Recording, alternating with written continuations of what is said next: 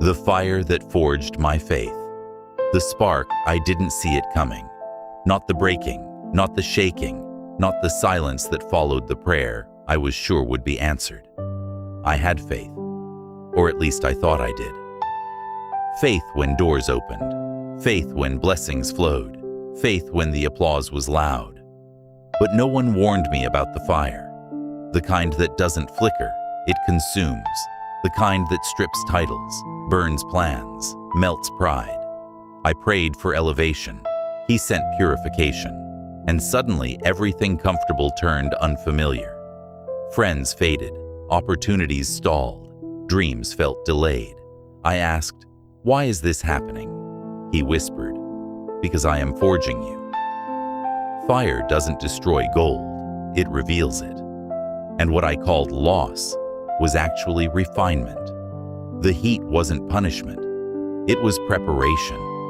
I was not being buried, I was being built. The spark had been lit, and there was no turning back. When the flames got close, the fire intensified. Not on the outside first, but within. Doubt tried to speak louder than promise. Fear tried to rewrite prophecy. My mind became a battlefield. Every unanswered prayer echoed.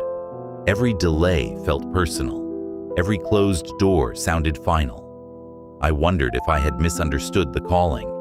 Maybe I imagined the vision. Maybe I exaggerated the dream. Maybe this wasn't destiny. Maybe this was defeat. But something inside refused to die, even when I felt weak, even when I felt forgotten, even when I felt unseen. There was a small voice saying, "Stand." Not because it was easy, but because quitting would cost more than enduring. The flames came closer. Relationships were tested. Loyalty was exposed. Motives were revealed. I discovered who clapped for me and who competed with me. I discovered who prayed for me and who prayed against me. And still, the fire burned, not to shame me, not to break me, but to burn off what could not go where I was going. Some people were assignments, not alignments. Some seasons were chapters, not conclusions. The fire clarified everything. It hurt, but it healed.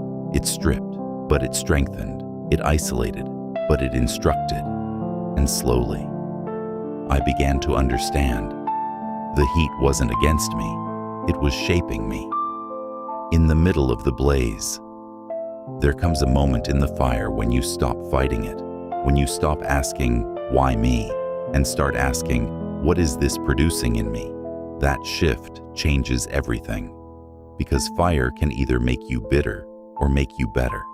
And I chose better, not because I felt strong, but because I trusted the one who allowed the heat. The nights were long, the tears were real, the silence was heavy, but something was happening beneath the surface. My patience deepened, my discernment sharpened, my dependency shifted from people to God.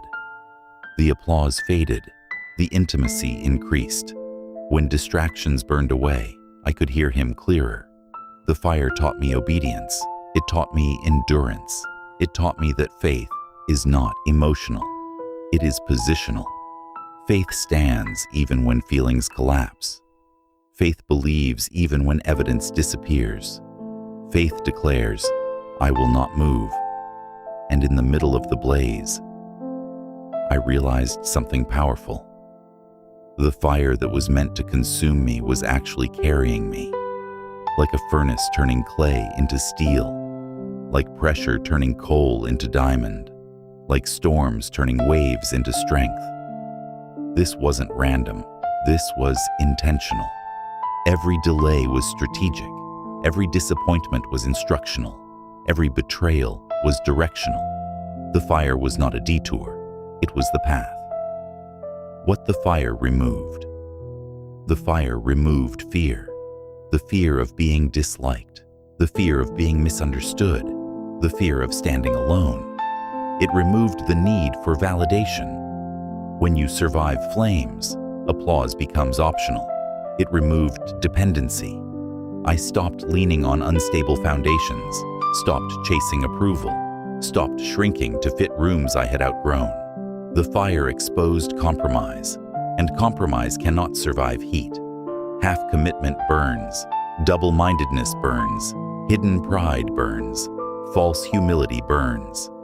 What remained was clarity. What remained was conviction. What remained was calling. And I understood something. Not everything you lose in the fire is meant to be restored. Some things were removed because they would have destroyed you later. The fire saved me from future failure. It pruned what looked good but wasn't God. It severed what felt comfortable but wasn't covenant.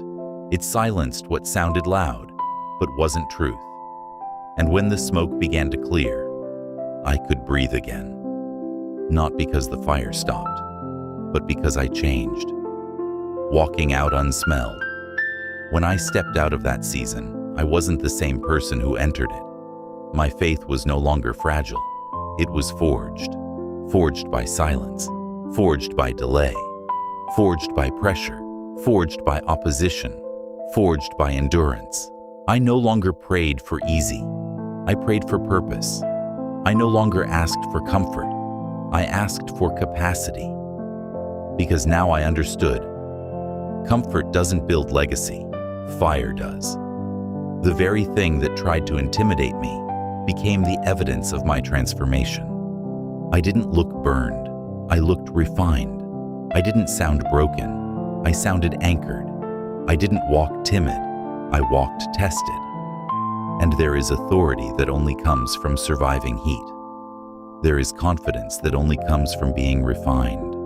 There is peace that only comes from knowing you endured what should have ended you. This is what the world has been waiting for.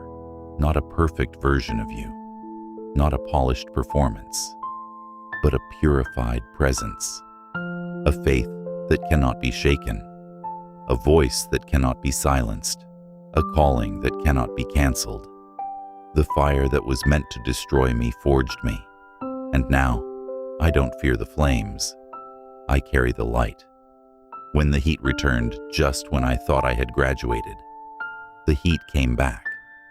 Different faces, different pressure, higher stakes, because fire doesn't only introduce you to purpose, it prepares you to carry it. New level, new resistance. The attacks weren't obvious anymore. They were subtle. Distraction disguised as opportunity, flattery disguised as favor, speed disguised as destiny. But the first fire had trained me. I could discern quicker. I could detach faster. I could stand firmer. Before I asked God to remove the fire, now I asked Him to regulate it. Because I understood something most people miss. If the heat increases, it means the weight you're about to carry is heavier, and weight requires strength. The pressure wasn't proof I was failing. It was proof I was advancing. Every promotion attracts opposition. Every calling attracts challenge. Every anointing attracts testing. The fire returned, but this time I didn't panic. I positioned the refiner's hand. There's something powerful about realizing the fire has boundaries. It feels endless, but it isn't. There is a hand on the thermostat, a refiner watching closely. Heat adjusted with precision, not 1 degree too much, not 1 second too long, because the goal was never destruction, it was distinction. Refinement separates strength from weakness, truth from illusion, calling from ego. In the fire, masks melt, pretending dissolves, performance fades. Only authenticity survives, and authenticity is dangerous in the best way. Because once you know who you are in the fire, no one can redefine you outside of it. The refiner wasn't just shaping my faith, he was stabilizing my identity. I stopped introducing myself by pain, stopped identifying by betrayal, stopped defining myself by delay. The fire gave me a new language. I am not what I survived. I am what I became through it. Faith that doesn't flinch. There is a stage of faith where you stop flinching. Storm, stand. Delay, stand. Silence, stand. Opposition, stand. Not because you are numb, but because you are anchored. The fire burned away emotional instability. I no longer needed constant reassurance. I no longer collapsed at every obstacle. I no longer mistook resistance for rejection. Fire builds spiritual stamina, and stamina is quiet strength. Not loud, not dramatic, not performative, just steady. The kind of faith that doesn't scream, but doesn't surrender either. The kind of faith that whispers, "I've been here before." And that whisper is more powerful than panic. Because once you've walked through fire and lived, fear loses its authority. The scars that speak fire leaves marks, not visible burns, but internal signatures. Scars that don't scream pain, they testify power. Every tear became oil. Every loss became wisdom. Every betrayal became discernment. What once wounded me now warns me. What once broke me now builds others. There is credibility in survival. There is authority in endurance. You cannot teach what you haven't lived. You cannot lead where you haven't walked. And the fire gave me language for people still inside their flames. When I speak now, it carries weight, not because of volume, but because of victory.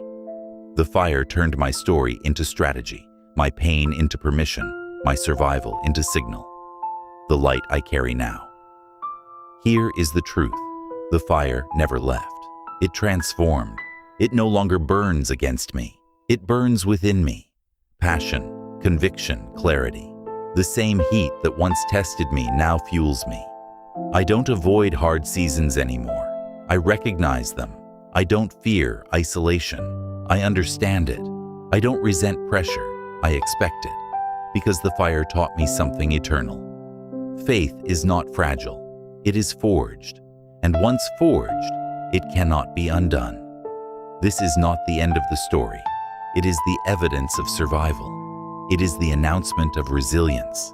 It is the sound of someone who walked through flames and came out luminous. This is what the world has been waiting for. Not a person untouched by fire, but a person transformed by it. And now, wherever I go, I don't carry smoke. I carry light.